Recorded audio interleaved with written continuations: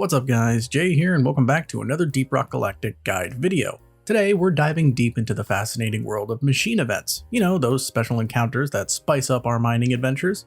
Some of them are harder than others, or at least a little more complicated, so I figured it would be a good idea to go through them both individually and generally, so that you have a clear understanding of what their purpose is and how to complete them. So if you guys are ready, let's discuss the basic premise and purpose of machine events so you can go through them as easily as possible. By the way, if you like this video, consider subscribing, because only about 10% of you watching right now are subscribed, and it would really help me out a lot. The scanner just lit up like a Christmas tree. We got a swarm incoming. Before we jump into the specifics, let's understand what machine events are at a base level. Machine events are unique, random encounters that add an extra layer of challenge and reward to your mining missions. They provide you with a huge chunk of credits, experience, as well as other special rewards that we'll cover later. The exact spawn rate is kind of hard to quantify exactly, and the wiki does have a chart breaking it down, and basically you have anywhere from 15 to almost 30% of one spawning during your missions. The longer and more complex the mission is, the better chance you have to get one. Also, I'm not sure this is true, but I swear I have noticed that missions with multiple mutators on them also have a higher chance to have one spawn in them.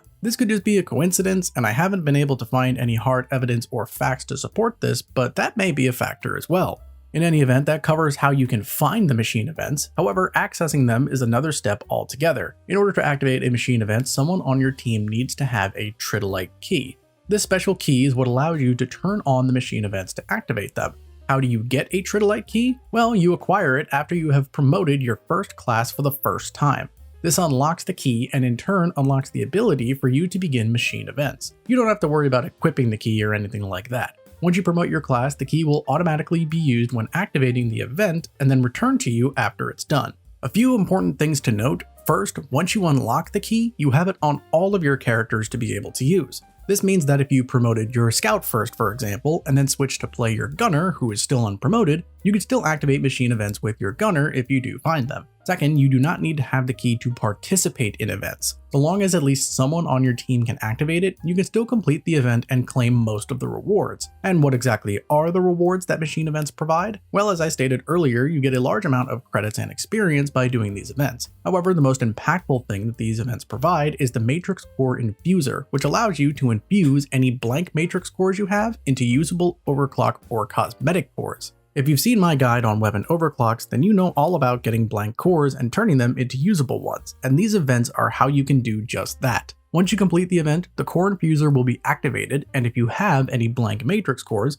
you can insert them in order to turn them into either an overclock or cosmetic core. You will get 3 random options to choose from, and the icon and class portrait will tell you what it will be. Once you have chosen your reward from the infuser, the event is officially done and you can continue on with your mission as normal. Tick-tock, team. We're not getting any younger here.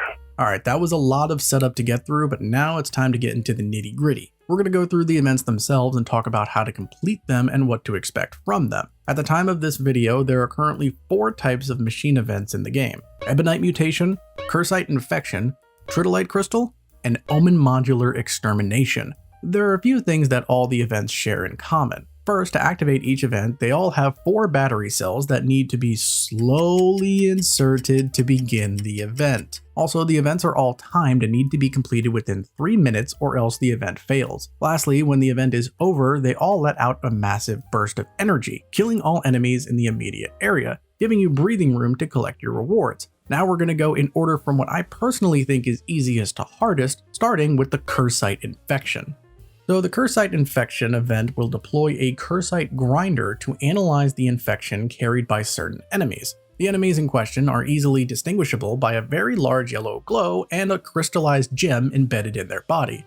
These specific enemies need to be killed, which will cause them to drop Kursite samples, which will decay and disappear shortly after the creature is killed. So you need to pick them up quickly and deposit them into the grinder before they disappear. Note that I don't believe they can disappear if you are carrying them, however, I still wouldn't wait too long to deposit. Once all the required Kursite samples are deposited, the event is completed. One thing to note is that the type of Kursite bug you will need to take out is random and can be either Mactera, Spitters, or Praetorians. Also, the number of them needed to be collected are based on the number of players on the team. The overall process of completing this event is rather straightforward. Just kill the glowing yellow enemies and deposit the chunks that they drop into the central grinder. Just make sure that you also keep the normal enemies attacking you at bay and stay together so the Kursite enemies don't wander away, and you should be just fine. Next up is the Tritilyte Crystal event.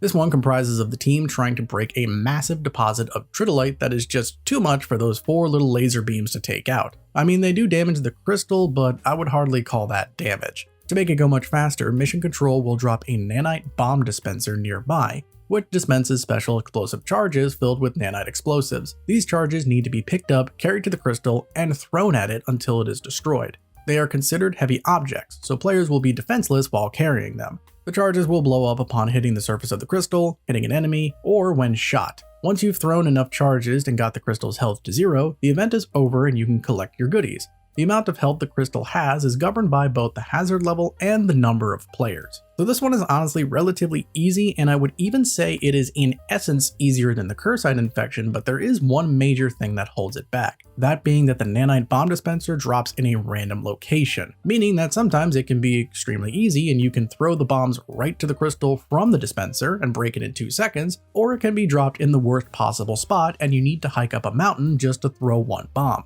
This event can be made very easy if you have a good team composition. If the dispenser does drop in a weird spot, have your driller try to cut a path or your engineer build a jumping staircase to get to it easily. Other than that, this event is pretty straightforward. Just throw the bombs and blow up the crystals.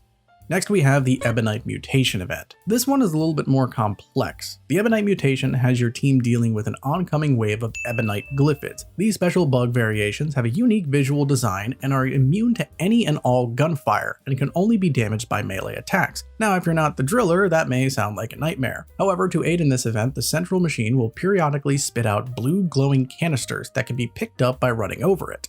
Picking these up will grant you a temporary buff which greatly reduces the pickaxe power attack cooldown, similar to the Berserker perk. The objective is to kill enough Ebonite glyphids to reach the points necessary in the allotted time, with Ebonite grunts granting 1 point and Ebonite praetorians granting 2 points. The number of points needed to complete the event is again governed by the number of players on the team.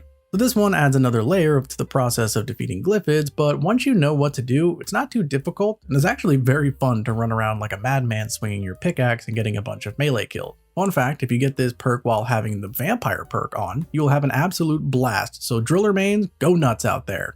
The last event we have is, in my opinion, the hardest to beat with the Omen Modular Exterminator. This event will deploy a hostile extermination tower which needs to be destroyed by exposing and shooting its green-colored cooling tanks. To expose these tanks, players will need to stand on top of 3 different platforms around the tower until the authorization bar is filled. Each platform will expose a different module's cooling tanks, which will be indicated in a pop-up display. Note that each module contains multiple cooling tanks that each share an equal portion of its health. The objective is to destroy all the cooling tanks on the tower in the allotted time. So this one is an absolute pain in the to get through. It's pretty simple when explained, but getting the authorization bar to fill all the way up can be insanely hard because the tower has so many different ways to attack you. It sends drones after you, it has machine guns, laser sweepers, and purple pulse guns that if you're not the gunner or engineer, you just have to get hit by it. As you take out each module, the tower, however, does get easier and easier. One thing to note is once you do reveal the green tanks, you don't need to keep standing on the platform and can reposition in order to attack. Just remember the tanks won't stay revealed forever and you will need to go back onto the platform again after a short time. This is definitely my least favorite one to go through, at least from a difficulty standpoint, and requires a great deal of team coordination in order to beat effectively. Well, there you have a basic overview and guide to machine events in Deep Rock Galactic. These events provide exciting opportunities for extra rewards and unique challenges. I really do hope they add more machine events in later seasons or updates because these are pretty fun to go through for the most part, and I would like to see some more interesting ones added. If you guys have any ideas for future machine events, let me know in the comments below. Also, if you guys like this video and want to see more guides on other in-game mechanics, let me know that as well. Anyway, I hope you guys found this video helpful. If you did, please give it a like because it tells me what types of videos you guys want to see. Thank you guys for watching, and I'll see you next time for another video.